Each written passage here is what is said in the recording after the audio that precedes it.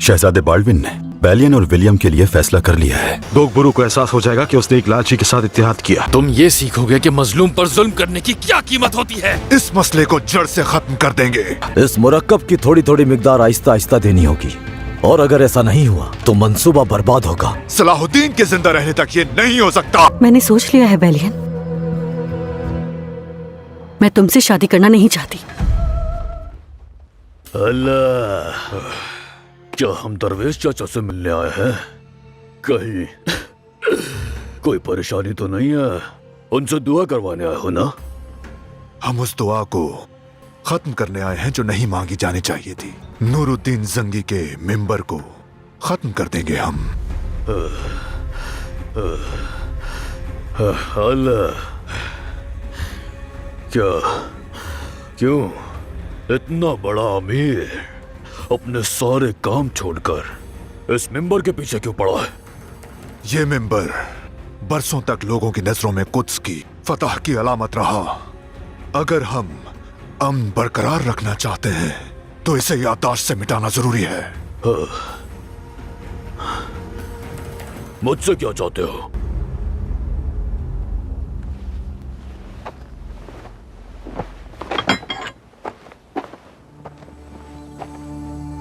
ये काम तुम खुद करोगे।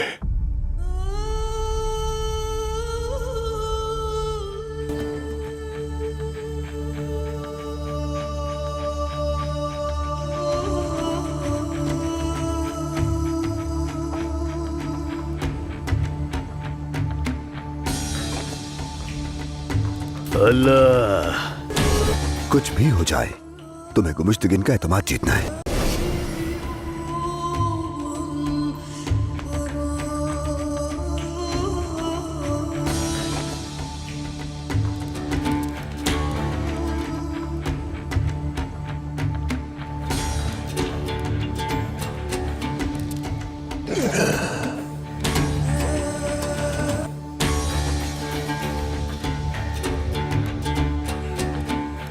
बुजुर्गों, मुझे माफ कर देना।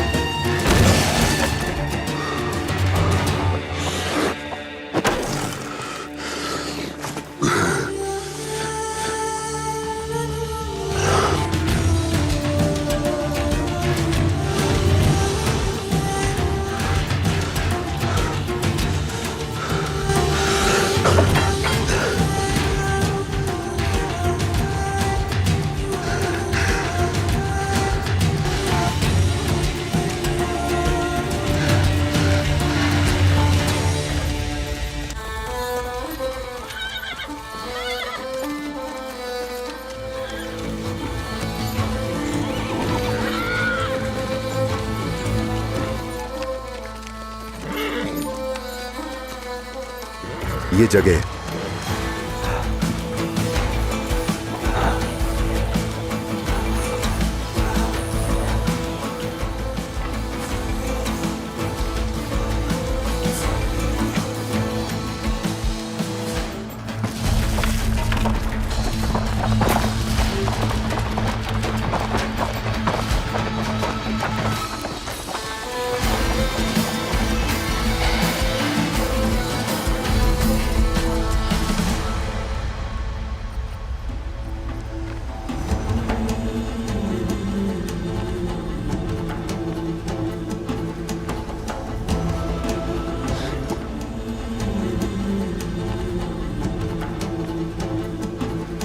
तुमने यह भी कर ही लिया। गोखपुरो, यह कैसी दुश्मनी है? यह कैसी हर्ष है? क्या तुम्हें अपने दीनी भाई के साथ ऐसा करना जेब देता है? जब तुम मुझे धोखे में रखकर मुसलमानों के हक वाले सोने की तरफ खींच रहे थे, तो क्या तुमने अपने भाई के बारे में सोचा था? तुम्हारी गलतियां बहुत बड़ी हैं। दुआ है कि अल्लाह करे देर होने से पहले तुम्हारी आंखें खुल जाएं। मैं जो देखना था देख चुका हूं सलाहुद्दीन। मैंने जो देखा है उसके मुताबिक फैसला नाफिज करूंगा। रुक जाओ मेरे सुल्तान, छोड़ो मेरे सुल्तान को, मत करो ऐसा। रुक जाओ मेरे सुल्तान, छोड़ो मेरे सुल्तान को, मत करो ऐसा।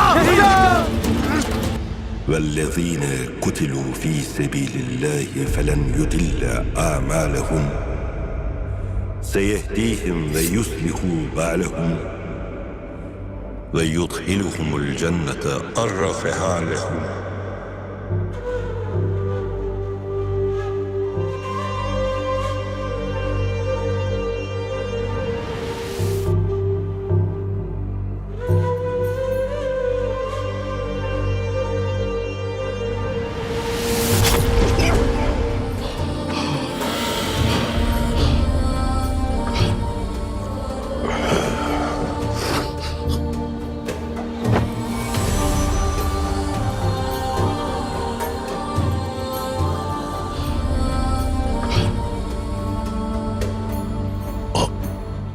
तुम हार गए बुरहे, तुम सब हार गए।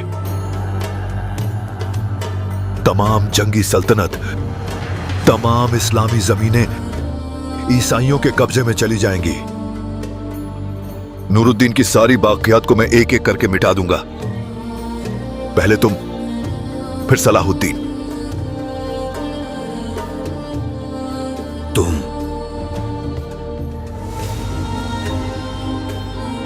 हारे तो असल में तुम हो। मुनकर और मुनाफिक वह सब मिटकर खत्म हो जाएंगे। फतह ईमान वालों ही की होती है। अशहदु अन ला इलाहा इल्लल्लाह।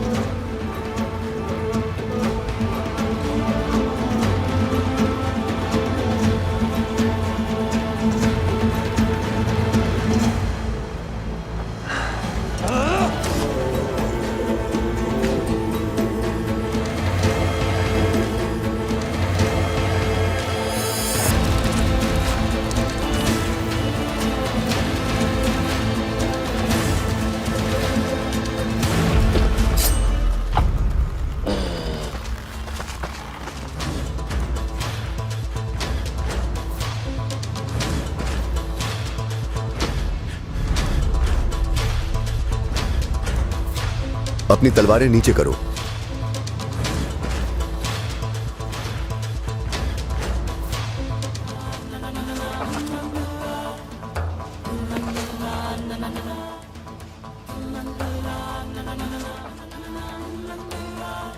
अगर तुमने मजीद जिद की तो तुम्हारा खून बहाने में मुझे कोई हिचकिचाहट नहीं होगी। हथियार डाल दो।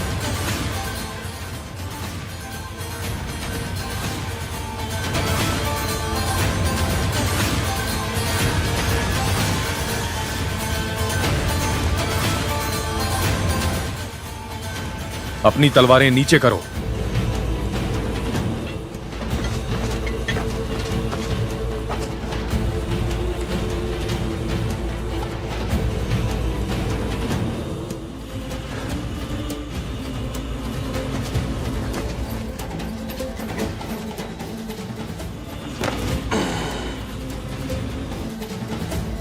इन सबको गिरफ्तार कर लो। जब तक इनकी अकल ठिकाने नहीं आ जाती, तुम सब मेरे कैदी हो।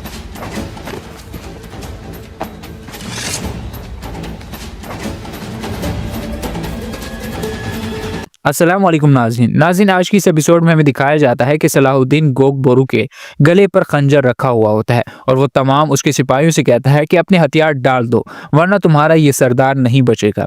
वहाँ पर तमाम लोग जो उनके गोक बोरू के सिपाही होते हैं वो भी सलाहुद्दीन के सिपाहियों के गले पर खंजर रखकर खड़े होते हैं।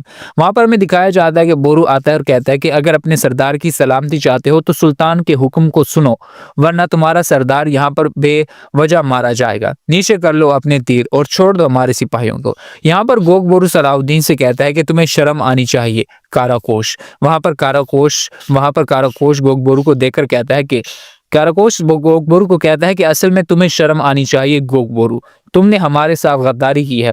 हमारे लिए अपने परों को खोलने वाले सुल्तान पे तलवार तान के तुमने हाथ फलांग ली थी। तुमने अच्छा नहीं किया गोक बोरू, मैंने जो किया वो ठीक किया।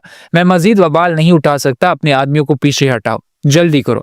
वहां पर गोक बोरू उसे बहुत ज्यादा दुख की नजरों के साथ देख रहा होता है और सलाहुद्दीन कहता है कि अगर मजीद जिद करते हो तो तुम्हारा ये सरदार नहीं बचेगा। मैं तुम्हारा खून बहाने से दरेग नहीं करूंगा गोक बोरू, अपने सिपाहियों को हुक्म दो। गोक बोरू दस्तबरदार हो जाओ, गोक बोरू उनसे कहता है।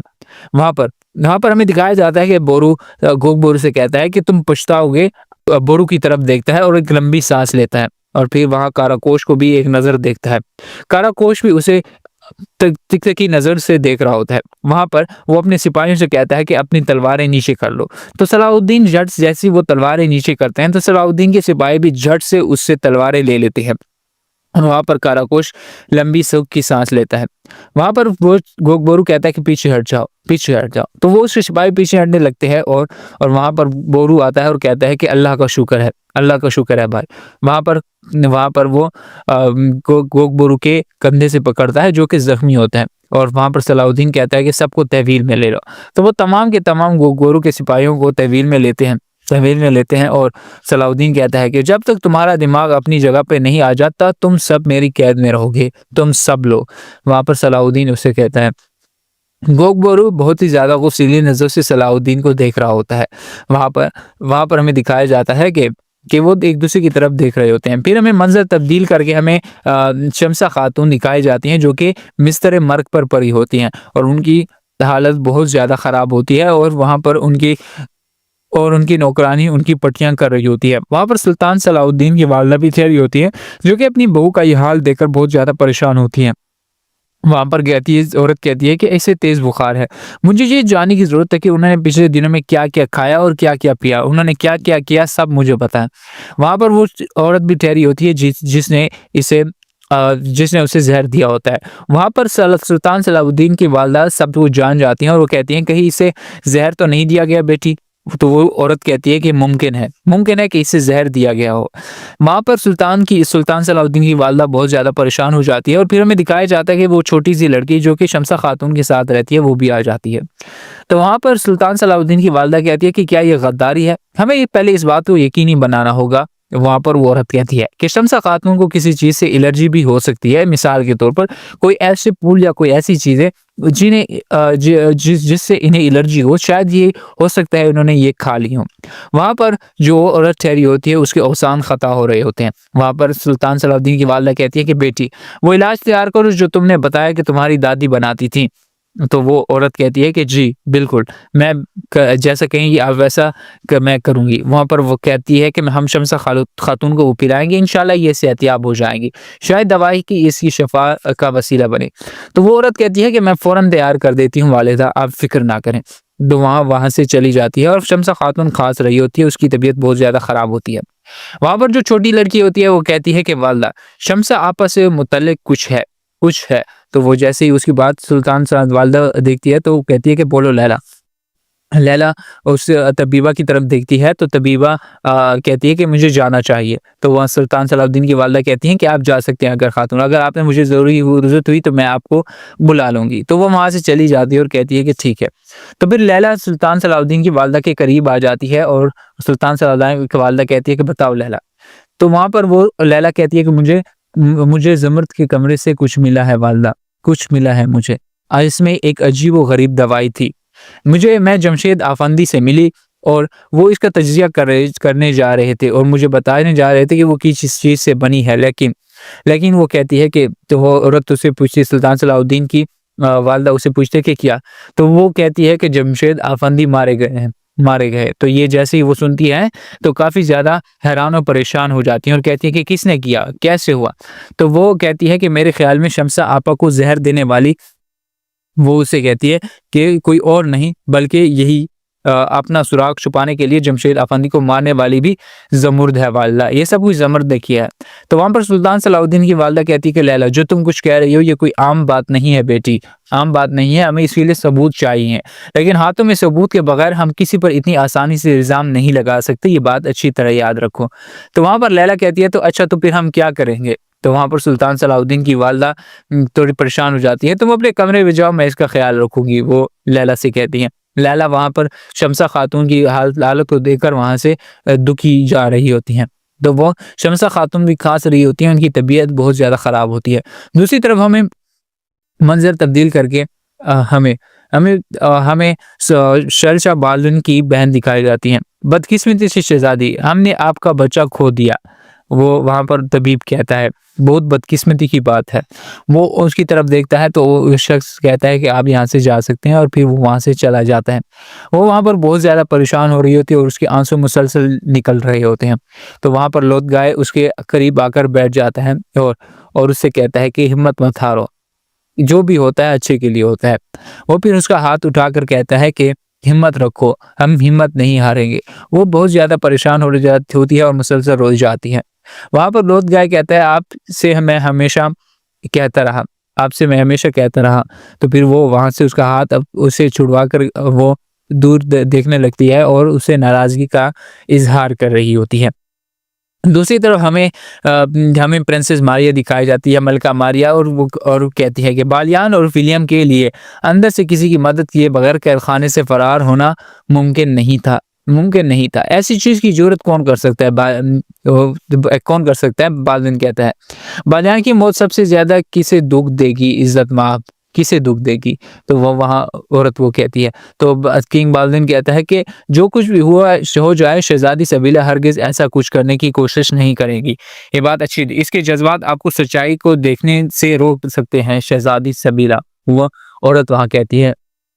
تو پھر وہ رک جاتی ہے کہ ایک عورت وہاں پر آ رہی ہوتی، کہتی عزت مآب شہزادی سبیلا.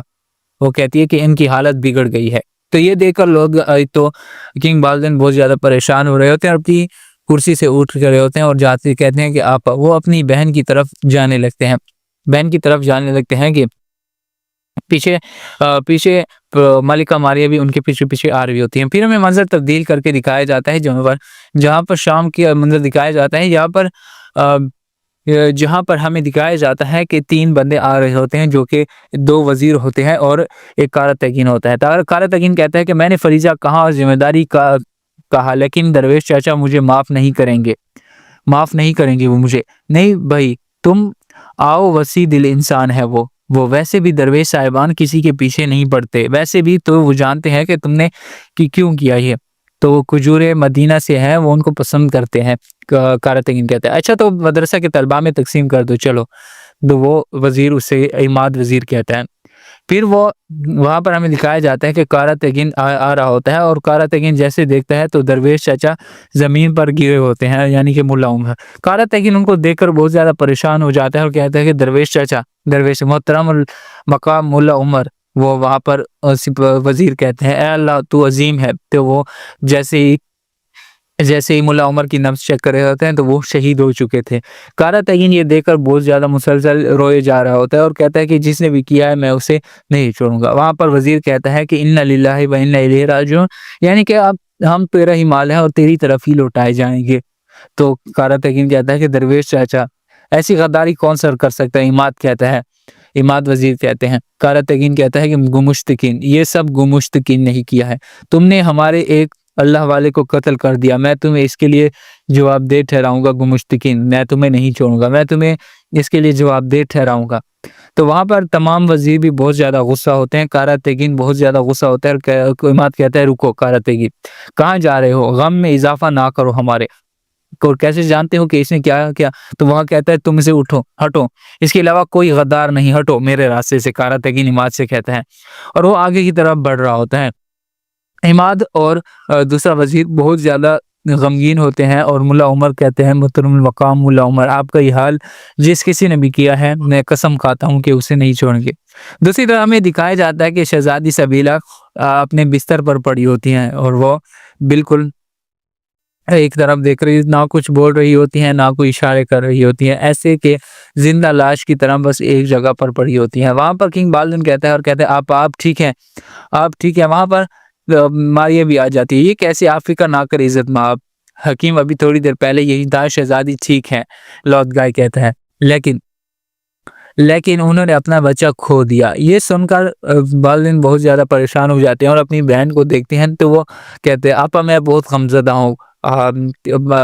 کنگ بالدن کہتا ہے شہزادی اظہار افسوس ہے، ماریا کہتی ہے، لیکن شہزادی سبیلہ کوئی رسپانس نہیں دیتی۔ اسے افسوسناک خبر کے علاوہ لارڈ گائے کہتا ہے ہم آپ کے ساتھ اچھی خبریں بھی بانٹنا چاہ رہے ہیں۔ لارڈ گائے کہتا ہے، لارڈ گائے کنگ بالدن کی طرف دیکھتا ہے، اگر آپ اجازت دے تو میں شہزادی سبیلہ آپ سے کچھ کہنا چاہتا ہوں۔ کنگ بالدن بہت زیادہ کیوریس ہو جاتے ہیں اور وہ کی طرف دیکھنے لگتے ہیں، وہ لارڈ گائے کی طرف دیکھ رہے ہوتے ہیں۔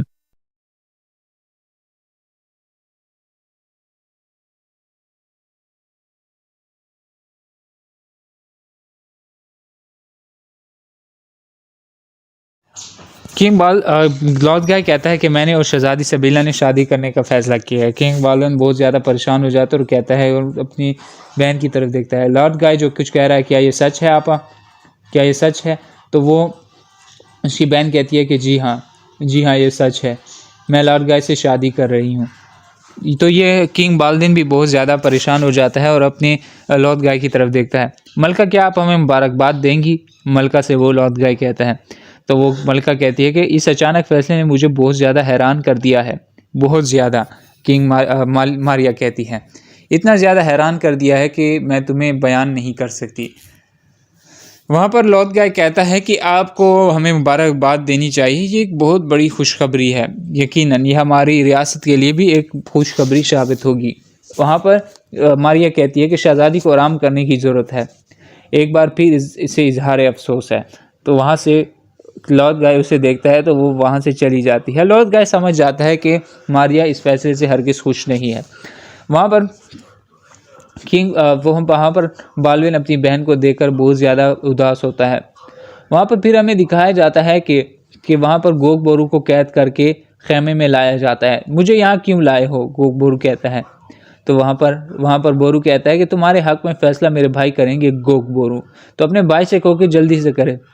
گوگ بورو وہاں سے چلنے لگتا ہے۔ پھر وہاں پر کراموش کہتا ہے کہ کیا میں نے جو تیر مارا ہے وہ تمہاری آنکھوں سے پردہ ہٹانے کے لیے کافی نہیں رہا کیا؟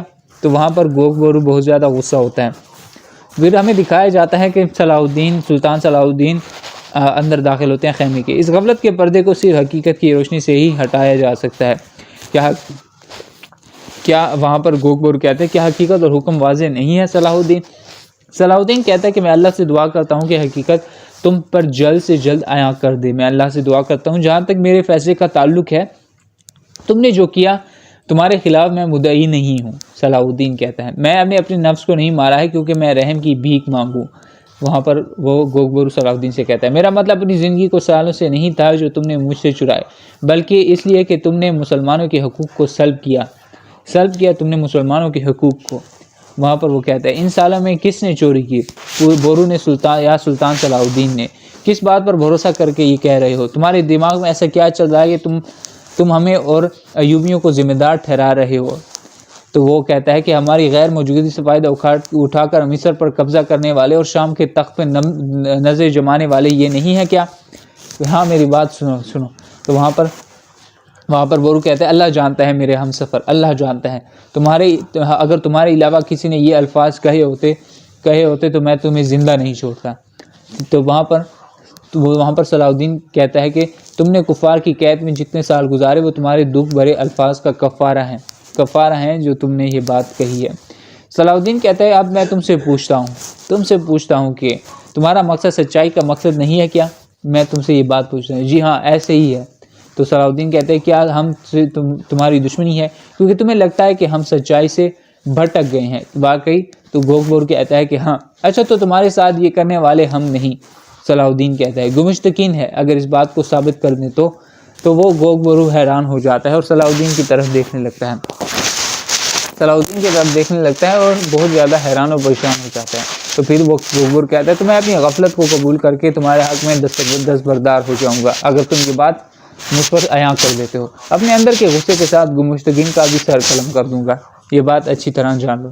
तो वहाँ पर सलाहुद्दीन कहता है तो ठीक है, जल्द ही तुम पर ये वाज़ेह हो जाएगा। गोग बोरू के सिपाहियों को कहें कि कहीं भी ना जाने देना। क्या हम काहिरा वापस नहीं लौट रहे? सलाहुद्दीन कहता है कि हम मज़ीद थोड़े वक्त के लिए यहाँ हैं बोरू, थोड़े से वक्त के लिए।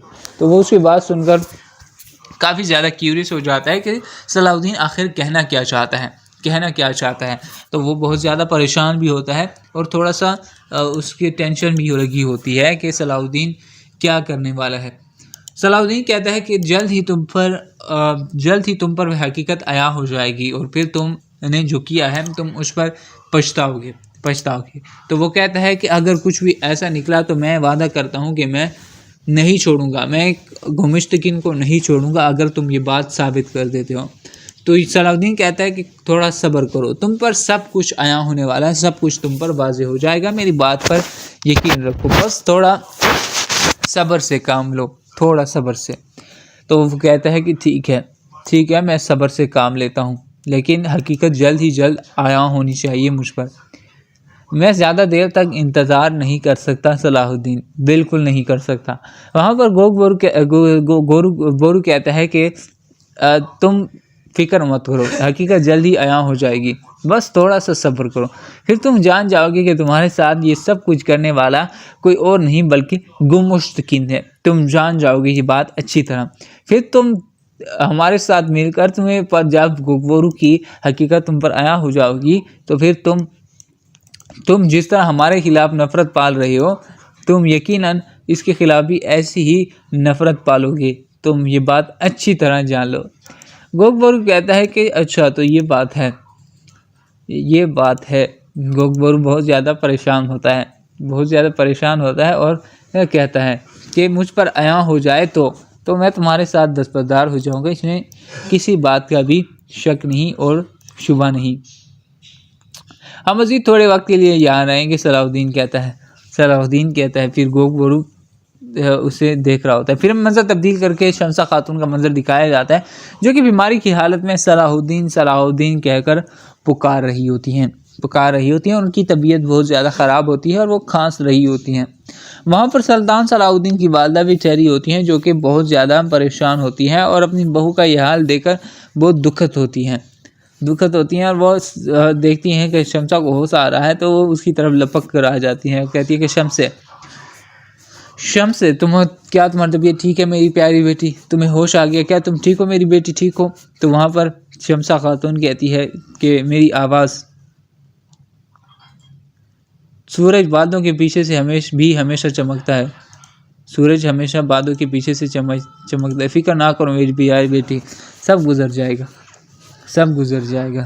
ये क्या हो रहा है वालदा? शमसा खातून कहती है ये गुजर जाएगा। शमसा खातून की तबीयत काफ़ी ज़्यादा ख़राब हो रही होती है। फिर हमें मंजर तब्दील करके शाम का मंजर दिखाया जाता है जहाँ पर हमें उसकारा तकीन दिया, मुझे तुम्हारा सर काटना होगा, ज़मीन पर गिर जाओ और तुम्हारी कोई मदद ना करे, जहन्नम की आग के लिए लकड़ी बन जाओ, हुजूर हटो। वहाँ कारा तकीन का सिपाही आता है, रुके ज़रा हुजूर, अलबस हटो। कारा तकीन कहता है मैंने आपको जारहाना रवैये को देखा है, ये कैसी हालत है। वहाँ पर उसका सिपाही कहता है हटो अलबस। कारा तकीन तुम्हें हिसाब देने जितना सब्र मेरे पास नहीं है हुजूर, आप ज़रा पहले बताएं, इसको बददुआ दे रहे हैं, आप किसको बददुआ दे रहे हैं? इन गुमुश्तकीन गद्दार को। कारा तकीन कहता है उसने दरवेश चाचा की जान ली है उसने दरवेश चाचा की। तो वहाँ पर उसका सिपाही कहता है आप क्या कह रहे हैं हुजूर? पहले इसने मुझे मिंबर को टुकड़े करने पर मजबूर किया और जाहिर है कि ये काम भी उसी ने किया होगा, हटो। جب تک ان سے گردن سے دبوچ نہیں لیتا تب تک میرے لیے کوئی سکون نہیں رہے گا۔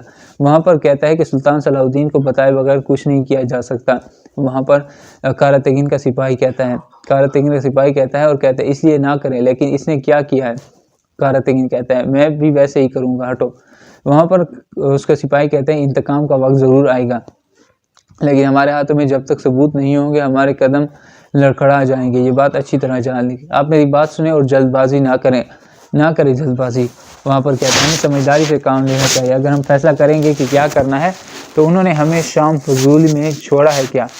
کہ انہوں نے ہمیں شام میں ایسے فضول نہیں چھوڑا ہے۔ پھر ہمیں منظر تبدیل کر کے قدس کا منظر دکھایا جاتا ہے، جہاں پر ہمیں ملکہ ماریہ دکھائی جاتی ہے جو کہ کھڑکی سے باہر دیکھ رہی ہوتی ہے۔ پھر ہمیں دکھایا جاتا ہے کہ وہاں پر لوت گائے بھی آ جاتا ہے۔ لوت گائے کو دیکھ کر ملکہ اس کی طرف جانے لگتی ہے اور کہتی ہے کہ میں شہزادی سبیلہ کے سامنے یہ بات نہیں کرنا چاہتی تھی، لیکن شادی کا یہ اچانک فیصلہ بالکل پسند نہیں آیا مجھے۔ میں دیکھ رہا ہوں کہ آپ کو بہت خوشی ہوئی ہے۔ وہاں پر ملکہ کہتی ہے شہزادی بالیان سے محبت کرتی ہے، ہر کوئی یہ بات جانتا ہے، لیکن اچانک یہ میں نہیں سمجھی تم نے کون سا کھیل رچا ہے؟ اگر ایسا کیا ہو کہ وہ آپ سے شادی پر راضی ہو گئی؟ اگر کیا بات ہے؟ اگر کار شہزادی کو احساس ہو گیا کہ مجھ سے محبت کرتی ہے بس۔ لوت گائے کہتا ہے کیا یہ اتفاق ہے؟ وہ کہتی ہے عین اسی وقت بالیان زندان سے فرار ہو جاتا ہے۔ ہاں تو لوت گائے کہتا ہے اس کی مدد کسی نے کی کوئی نہیں جانتا۔ وہاں پر ملکہ کہتی ہے ہم سب کچھ نہیں جانتے، لیکن قدس کا یہ محل رازوں اور حیرتوں سے بھرا ہوا ہے، زیادہ مت سوچیے، اپنے وقت کا لطف اٹھائیں۔ وہاں پر لوت گائے کہتا ہے معاف کیجیے گا۔ وہاں پر ملکہ بہت زیادہ غصہ ہو جاتی ہے اور اسے دیکھتی ہے کہ وہ تو اپنی منمانی کر رہا ہے۔ ملکہ بہت زیادہ لمبی سانس لیتی ہے اور کہتی ہے کہ تمہیں تو میں سبق سکھاؤں گی۔ کیا یہ آپ واقعی لاڈ گائے سے شادی کرنا چاہتی ہیں؟ کنگ بالدین اپنی بہن سے کہتا ہے تو وہ کہتی ہے جی ہاں، میں اس کے بارے میں جانتا ہوں کہ بالیان زندان سے فرار ہو گیا ہے، بالیان سے مجھے اب کوئی فرق نہیں پڑتا۔ وہاں پر شہزادی کہتی ہے یعنی آپ کا اس معاملے سے کوئی تعلق نہیں ہے، تمہارے کیا مطلب ہے بالدین سے وہ کہتی ہے ایسا لگتا ہے کہ کسی نے دوبارہ تمہارے کان بھرے ہیں۔ بالدین کہتا ہے بالیان کیسے فرار ہوا، اس کی کس نے مدد کی، مجھے اس سے کوئی فرق نہیں پڑتا۔ تو پھر وہ بالدین کہتا ہے کہ جب آپ کے بالیان سے محبت کرتی ہیں تو وہ کہتی ہے کہ نہیں، میری صرف ایک خواہش ہے کہ مجھے لاڈ گائے سے شادی کرنے دے۔ وہاں شہزادی کہتی ہے بس۔ وہاں پر کنگ بالدین بہت زیادہ پریشان ہوتے ہیں اور